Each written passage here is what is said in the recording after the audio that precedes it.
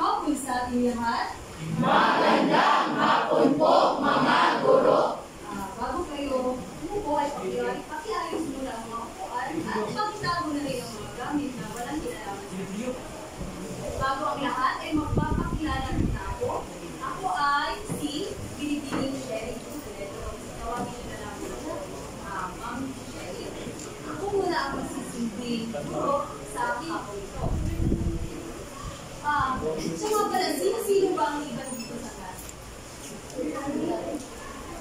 Sino ang naka-assign dito? Ready? Ilan lang? Tatlo? Isa lang? Okay, maraming salamat. At bago tayo lumako sa ating formal na talakayan ay magkaroon muna tayo ng mga kasunduan at sabay-sabay na sa akin.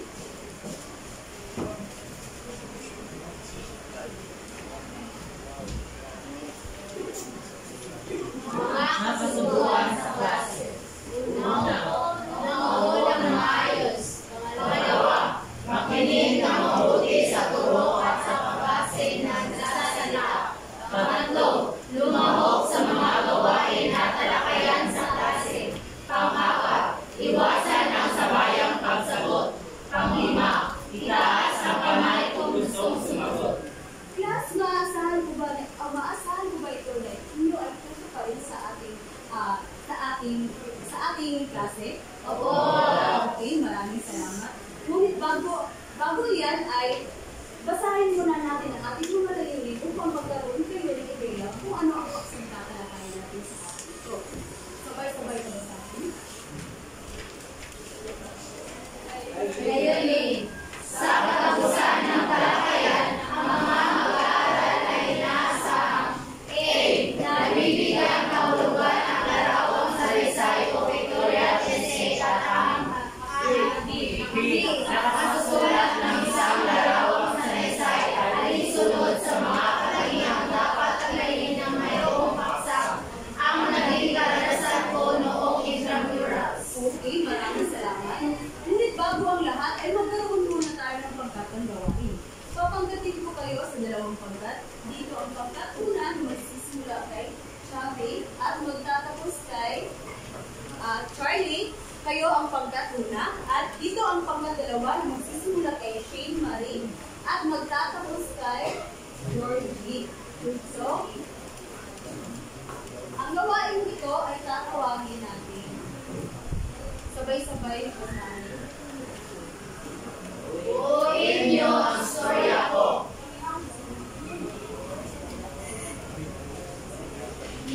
So, pipili lamang kayo ng isang representante sa bawat pangkat.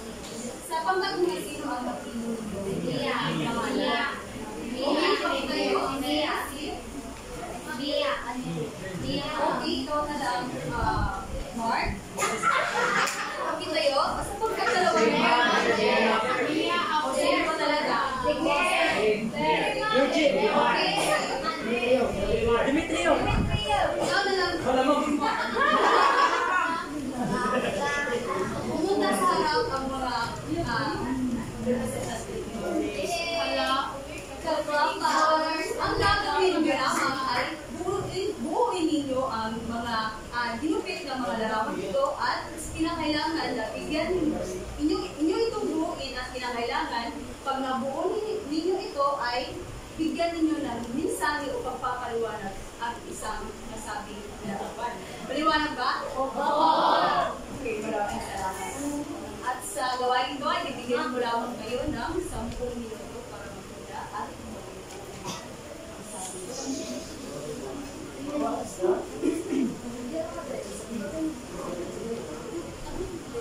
paalala lamang na sa ating mga tulungan ay nariyan ang lumahok sa mga gawain sa talakayan sa dati. Kaya kinakailangan ng kooperasyon.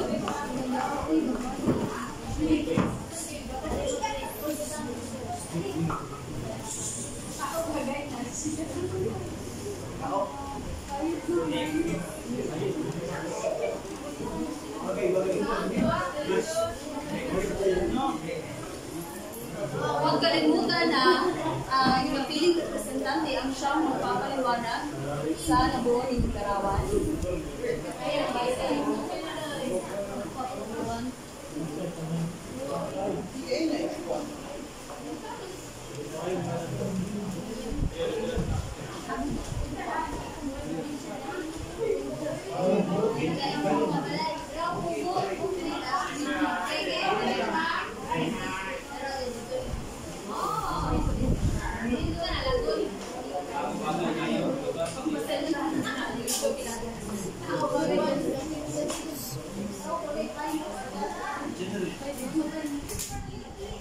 Mabigyan lamang ang grupo mauunang makagawa ng gawain ito.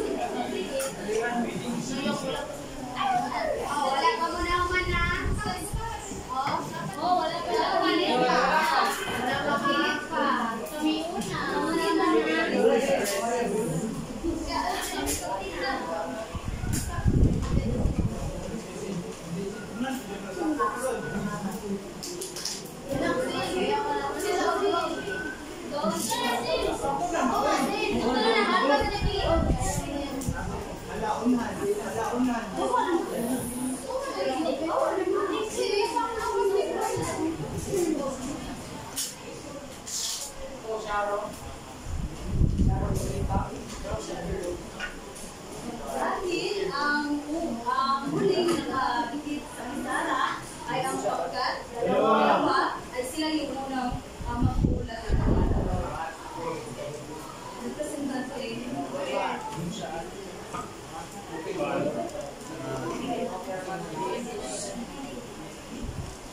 Magandang hapon sa lahat, mga kapatid na lahat. Ito ay bodyguard ng Bacolod City. Ito ay napakagandang tanawin na ito ay kanya-kanya puntahan ng mga Pilipino na ay nakatira o mga nakatira sa Bacolod City. Dito, kadalasan mga tao na mamasyal dito para mapahangin at i-relax ang kanilang isipan. Okay, bigyan ng limang bagsak. No, ang nabuo nilang larawan ay hindi na pumunta sa atin dahil lahat naman tayo ay nakarating na dito o nakapasyal na sa Bacolod. Pangkat muna. So, ang larawan namin na nabunot ay ang probinsya. So, ihalimbawa ko na lang yung naranasan ko sa aming probinsya saan sa sulat ko lahat. Yes, naniniwala po ako na ang probinsya kung saan nakapagtanggap dito ng problema, makikita din dito kung paano makakalis yung mga problema sa ating isipan. Naranasan ko rin. Maganda ang sinabi ng representante niyan. Di ba lahat naman tayo ay, pag nakakita tayo ng probinsya ay maraming pumapasok sa ating isipan. Dahil ang lugar natin, Lusari, may mga lugar na consider natin ng probinsya. Katulad sa amin, hindi naman talaga ako taga Bacolod area at ako ay taga Pusedelman. Kaya, relate ako dito sapagkat ang bahay namin ay napakalibutan ng mga kalan. At maraming salamat sa inyong pagbabahagi. Batay sa inyong ginawang pagkatang gawain, may ideya ba kayo kung anong paksang tatalakay natin sa amin ito? Sino may ideya? Okay, magtatawag nila ako. Sana tayo. Makakain na muna sa kayo. Ako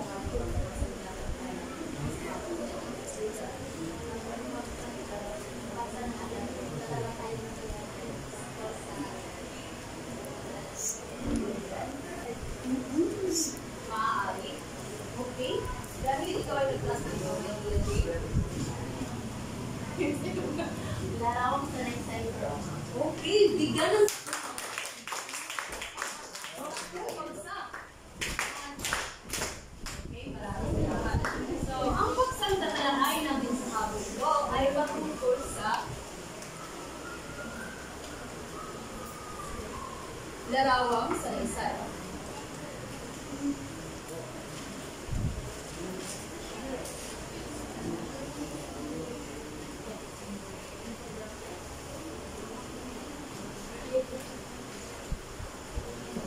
Sabay-sabay na basahin, class. Larawang Salaysay o pictorial essay. So, may ideya ba kayo kung ano ang kahulugan ng larawang salaysay o pictorial essay? Sino may ideya? Kahit inang John Stewart? Sa akin pala kaya ito yung mga lugar na napupuntahan mo or yung mga lugar na meron ka mga things, mga memories. Oo, maaari.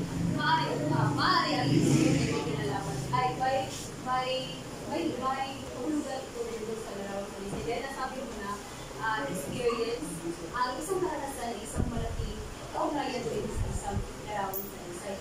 Sige, ikaw, Mark? Para ito ang larawang salaysay, mga larawan na maaari kayong makakuha ng mga idea o mga mensahe. Okay, ideya o mensahe, magaling. Okay, Nia Jane? So palagay ko po ay ito ay larawan na may larawan sa na makikita mo at bibigyan mo ito ng kahulugan. Okay, tumag, bigyan ng iyong bagsak. Class, ang larawang salaysay ay sabay-sabay na basahin. Larawang Salaysay. Ito ay isang pamamamangkadyo ng isang na nagpapahayag ng kahulugan sa pamamagitan ng paghahanap ng mga larawang sinusundan ng maikling kapsyon kada larawan. Okay, maraming salamat. Ang larawang salaysay ay isang anyo ng pagsasalaysay na gumagamit ng mga larawan bilang pangunahing elemento upang may pahayag ang isang karanasan, nasabi kayo na karanasan, kaganapan sa buhay, o paksa na nagbibigay diin sa mga emosyon at paksa ng mga isda. Mahalaga sa ating class ang larawang salaysay dahil naipapakita dito ang paglikha ng koneksyon ng mga pambabasa upang ang mga larawan na aspeto o larawan nito ay madalas na nakakaengganyo at madaling maunawaan na kumpara sa simpleng testo lamang. At narito naman ang dalawang sakap ng pictorial essay. Sabay-sabay na basahin. Dalawang sangkap ng pictorial essay. Teksto at larawan. So, familiar ba kayo sa isang sakap ng pictorial essay na larawan? Yes, opo. Diba? So, ang larawan ay nagbibigay siya ng visual na representasyon na nagpapahayag ng mensahe, kaya ito ay sobrang napakahalaga sa larawang salaysay upang maipakita ang konteksto at damdamin ng isang tao. So, halimbawa, kanina sa ginawa ng gawain, ito yung halimbawa ng sangkap ng pictorial essay ay ang larawan. So, sa pamamagitan nito, pag nakita niyo ang isang larawan, ay mas madali ninyo maipapahayag ang inyong mensahe o karanasan o makakabuo kayo ng pagsabi. So, pangalawang sangkap naman ay ang teksto. So, sino may ideya ano ang teksto?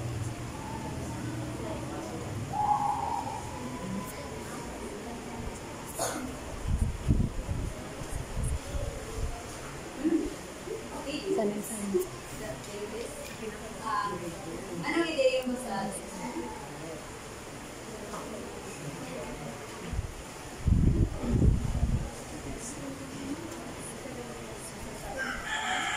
Okay, pakitulungan si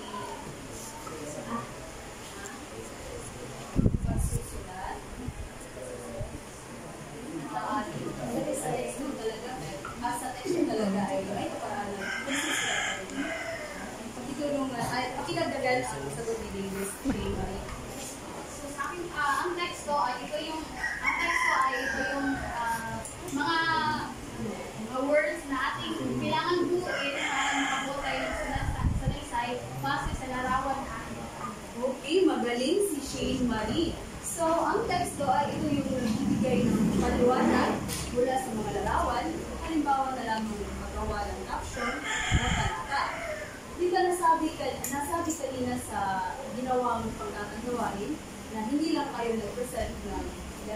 kundi nagbigay din kayo ng teksto o pagpapaliwanag o narasyon mula sa nasabing larawan. Paliwanag ba, class? Yes po. Okay, maraming salamat. Dumako naman tayo sa pitong katangian. Pitong katangian ng mahusay na pictorial design. So, sino ang magbabasa sa unang katangian? Okay, Prince. Malinaw na paksa. Kailangan humingi ng paksa mahalaga sa iyo at alam na alam mo. So, sa malinaw na paksa ay kinakailangan na ang paksang mahalaga sa iyo ay alam na alam mo at dahil nagdadala ito ng malalim na produksyon at kredibilidad ng iyong larawan sa design. Kaya ang iyong personal na karanasan at kaalaman ay nagiging patayan sa iyong mensahe, kaya mas nagiging epektibo at nakakahilano ang iyong kwento. Okay, malinaw ba? Kinakailangan na sa malinaw na paksa ay maging yung klaro-klaro talaga, sure dito na ito alam ko to, kaya mas madali itong gawin dahil malinaw na sa akin ang paksa. Okay, lumako naman tayo sa focus. Makibasa, Genesis Gale. Focus. Huwag na huwag tumingin sa paksa. Okay. Sa focus naman ay huwag na huwag lumis sa paksa. Mahalaga ito dahil pagtutulungan ng teksto at mga larawan ay nagtutulungan sila dahil sila yung nagsisilbing magbibigay sa iyo ng mensahe na upang maiparating ito sa magbabasa. Kaya kinakailangan na nananatili kayo nakatuon at may iwasan ang kaguluhan. Maka naman tayo sa originalidad. Ang ibasa, Charlie. Originalidad. Higit na maanin ang ikaw mismo ang kukuha ng larawan. So, sa originalidad ay isang napakahalagang katangian ng isang salisay sapagkat ito yung natatanging boses at pananaw sa paksa. Kapag ikaw mismo ang kukuha ng larawan ay mas magiging personal o totoo ang iyong kwento. Okay, lumako naman tayo sa local na sakura. Nasamay naman sa akin. Ikaw, Adan, Maron. Lohikal na instruktora. Isaayos ang larawan ayon sa lohikal na pagkakasunod. Okay, isaayos ang larawan ayon sa lohikal na pagkakasunod. Dito naman sa katangian ito ay ito yung kabuuang daloy ng kwento. So halimbawa na lamang kung gagawa tayo ng larawang sanaysay na ang buhay ng isang magsasaka. So sa simula ay nagpapakita tayo ng pagtatanim ng isang magsasaka. At sa gitna naman ay nagpapakita naman tayo doon ng pag-aani o magsusumikap at pag-aani. Sa wakas ay ito na yung pagbabahagi ng mga palay. So sa halimbawa dito ay makakabuo tayo ng kabuuang diin ng daloy ng ito. So, tumakulong tayo sa kawilihan. Yung may bansa noon. Nash. Kawilihan. Hayag ang iyong kawilihan at interes sa iyong isa. Kinakasal na. Kawilihan. Ipahayag ang iyong kawilihan at interes sa iyong paksa. So, ang kawilihan ay hindi lamang nagpapasigla sa kundi ay nagsisilbing tulad upang mas mamawaan at halagahan ng mga magbabasa ang mensahe at tema ng ito. So, lumako naman tayo sa komposisyon, ang pang-anim na katangian. Komposisyon. Piliin ang mga lamang may kalidad ang komposisyon. So, sa komposisyon naman ay ang mahusay na komposisyon ay isang nakakatulong upang gawing mas makabuluhan at gawing hindi ang sanaysay na magdadala ng higit na epekto sa mga magbabasa. So, pag maayos ang komposisyon ay ano bitaw, feeling na, interesado ako sa mga dahil may ayos siya ng conversation. At sa panghuli naman ay ang mahusay na paggamit ng wika.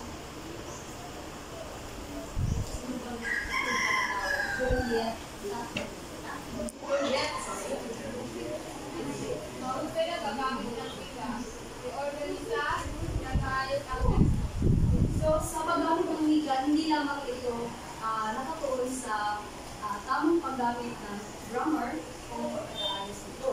Nakapaloob din dito ang tungkol sa communication at pagbuo ng emosyon ng daloy at pagpapahayag ng ideya sa isang paraan na naaakit ng mga mata. Sa mga katangian ito ay mahalaga upang makamit ang layunin sa lisay at maiparating ang mensahe ng emosyon. So, naunawaan ba? Ano nga ulit ang pitong katangian ng mahusay na literacy? Axel?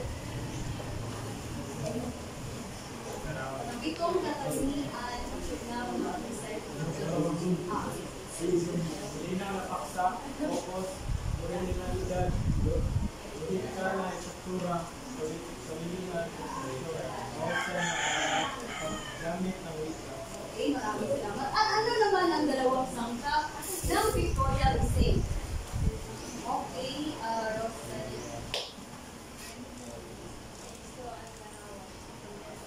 Okay, maraming salamat. At upang magsuri ko, naunawaan talaga ninyo ang ating paksa sa ako ito ay may halimbawa ako dito na may ilan itong katanungan at gagamitin natin ang ruleta ni Willie. At ang siyang mapipiling pangalan ay mababagot dahil siya rin ay magbibigyan ng maagang.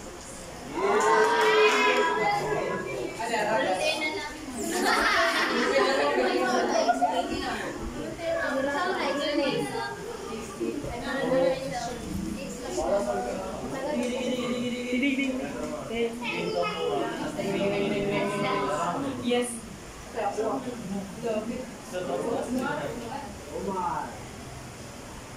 Chessa, absence. Ay, winasa ka doon. Isa pa. Wow. Explain mo.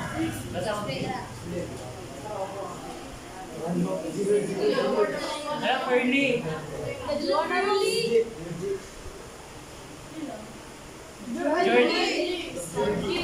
Ay, haya. Sa unahan. Hindi mo na yung umagang pamasko. Ngunit lang, sumabay magsaya dahil may question itong katanungan. At kailangan basahin mo na ang katanungan.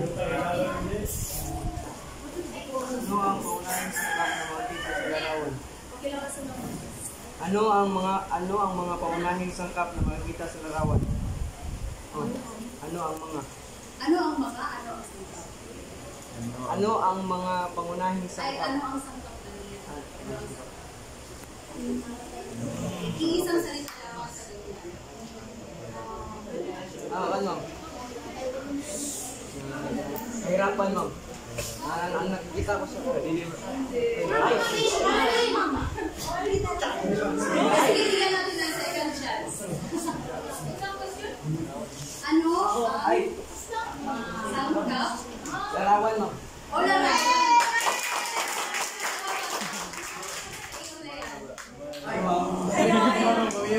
Kung mag-adalang klase, makikipon mo.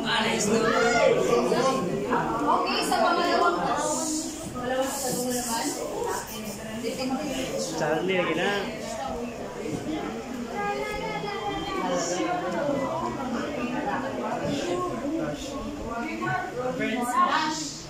Ilan na? Ay, haya. Parang Ay, haya. Kaya naman. Ay, naku. Wala na. Sige na. Gamay ka ng gamay, ma'am. Ng gamay. Ma'am, nagamay daw, ma'am. Anak, ay prosesilyo. Nasaan na si Nash? Kato, ma'am. Ikaw, swerte ngayon. Kalikasan ang pagbasa. Anong emosyon ang ipadama ng larawan? So makikita ang makikitang emosyon ito, makikitang emosyon sa larawan ay kalungkutan. At pwede rin Sige, Bol. ay masaya din.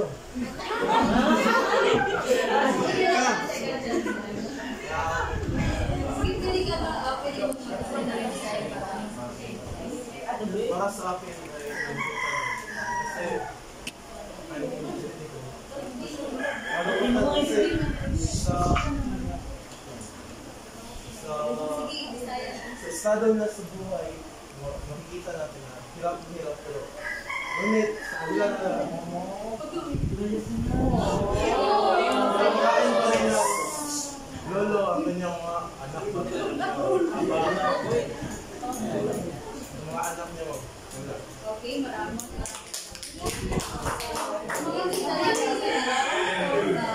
kapag nasabing mo grade 18 ay sumasalamit ka sa makikita na mga bata ay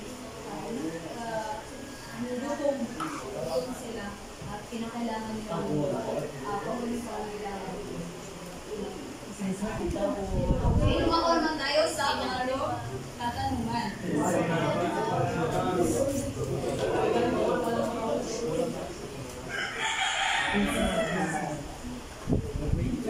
Ikaw ay maswerte. John?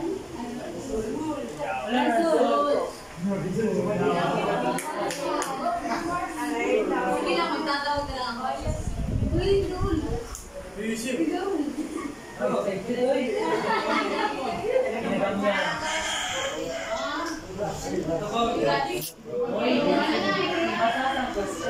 Sige, basahin mo lang ang katanungan. Mayroon bang mga tao sa larawan? Ano ang kanilang mga ginagawa? Uy. May tatlong tao sa larawan. Ano ang kanilang mga ginagawa? Ginagawa nila ay nagsasalo sa kanilang kinain. Tapos yung expression. Anong execution expression? Tawag na sa nakikita na nagugutom. Tapos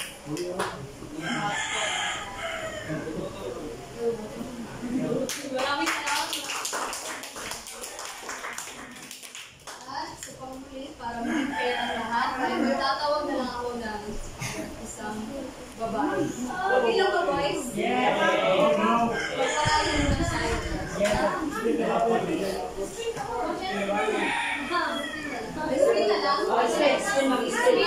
Spin lang? Spin lang ang kay Masaya. Babae, hindi babae. Sige, para maging fair na lang. Babae.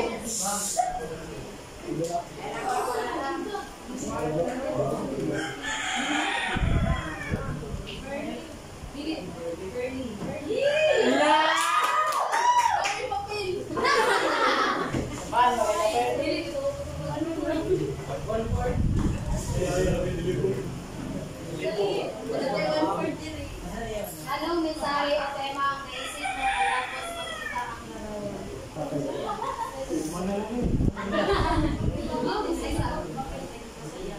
Kuan ma'am, sila ay nagugutom.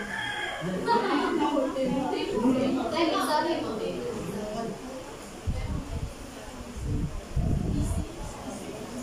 sa kabila ng kanilang kagutuman, ay meron pa rin silang nakain.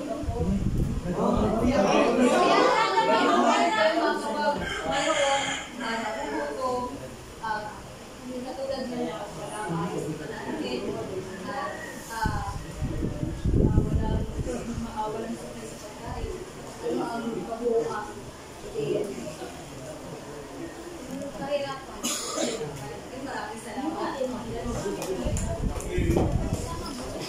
Huwag mag-alala guys, dahil namin pa tayo.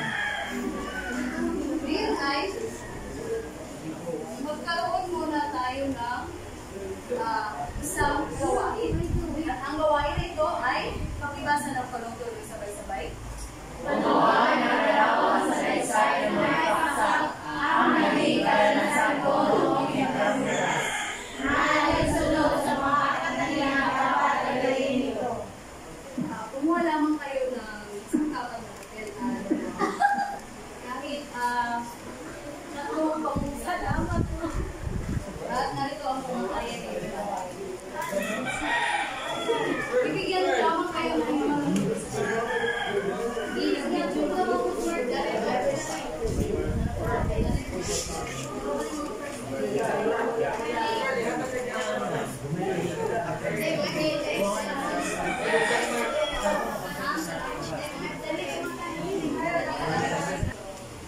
Class, narito ang inyong pamatayan sa paggawa ng larawang saysay at ang mga kategorya nito ay nilalaman, struktura, visual na elemento, wika at estilo, pagsusuri at operasyon at mataas na puntos ay 5 puntos na nangangahulugang napakahusay at ang pinakamababang puntos naman ay 2 na nangangahulugang na.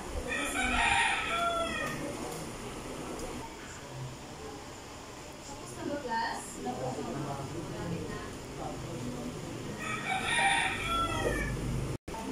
Okay, dahil tapos na ang oras na ilalaan ko para sa gawain ito, para sa papel.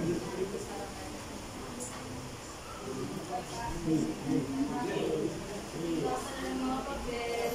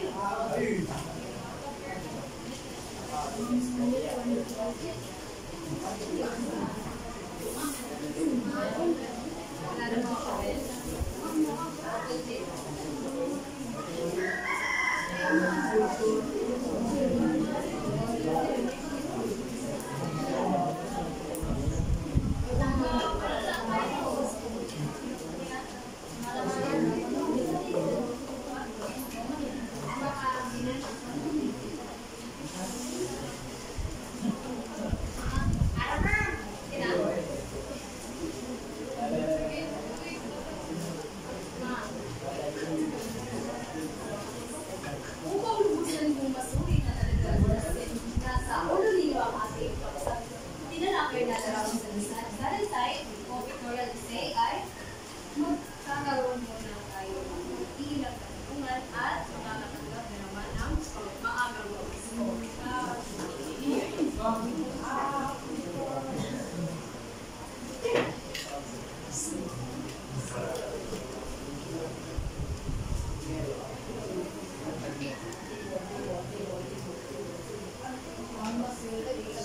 I see Shane Marie.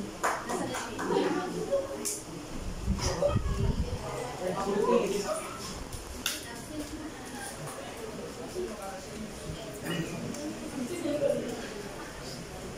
Ibasa na tatanungan mo. Ano na ulit ang paksang ating hinalakay? Ang paksang ating hinalakay ngayon ay patungkol sa larawan. Okay, bigyan na ibang bagsak si Shane Marie. Okay, nasipulan. 1 hour, ready, go! Okay, maraming salamat. Sa pangalawang katanungan naman ay, sino kaya ang mapipiling pangalan?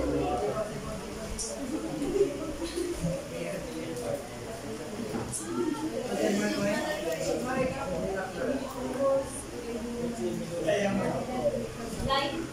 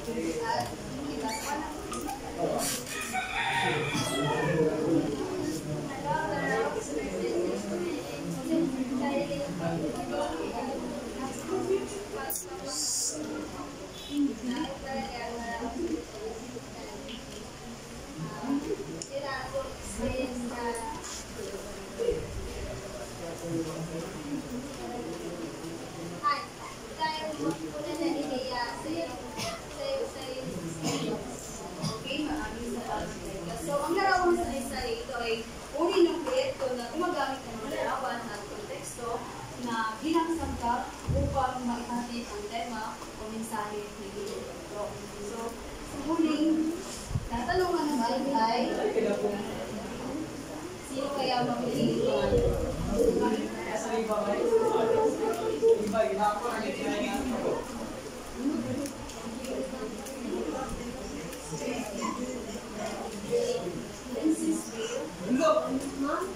Ikaw. O, ikaw.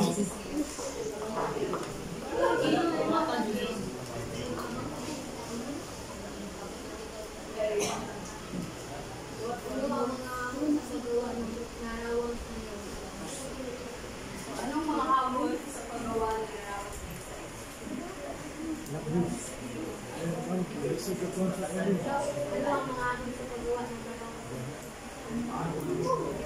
So, kapag gumawa ka ng larawan sa isa, ano ba ang kinakailangan ng sangkap para makabuo tayo ng istorya? Kailangan ko dapat may mga tao, lugar na ating makikita sa larawan at may mga props, mga kagamitan na upang matigma ko tayo sa kung ano ang pinag-practice. Alright, maraming salamat. Bigyan ng 3 bagsak.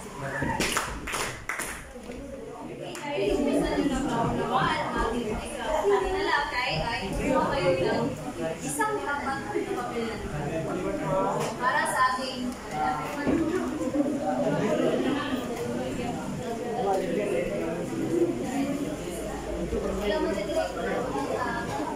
sabay-sabay na basahin ang pagbubukas. Ano to? Basahin mabuti ang mga tanong at piliin ang titik ng tamang sagot.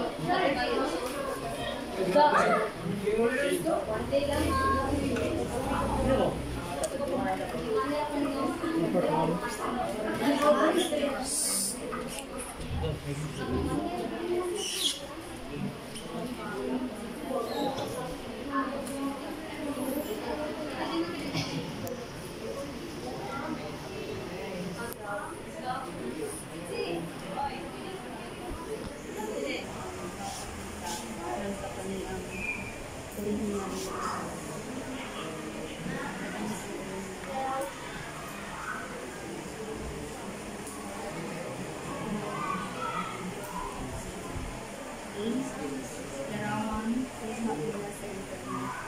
Sarili sa mga larawan sa balik. Sarili sa Ayun na nga. D. Pag-modify ng larawan sa internet sa photo. Indicate as tapos na kayo sa slide. Yes, ma'am.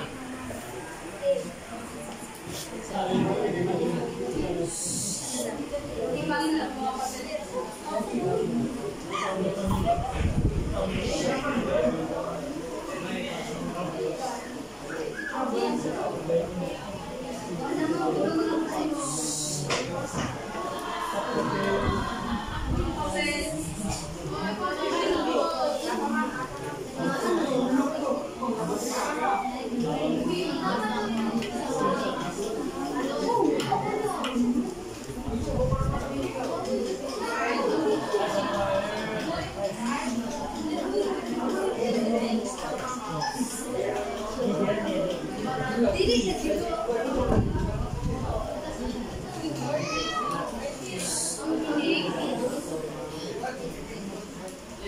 Pag-ihandaan ng inyong mga cellphone at pag-ikuha na lang sa inyong halaman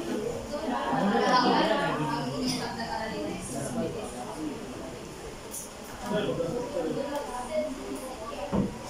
Ay siya nga pala, sabay-sabay nabasahin ang pagdag-aralin.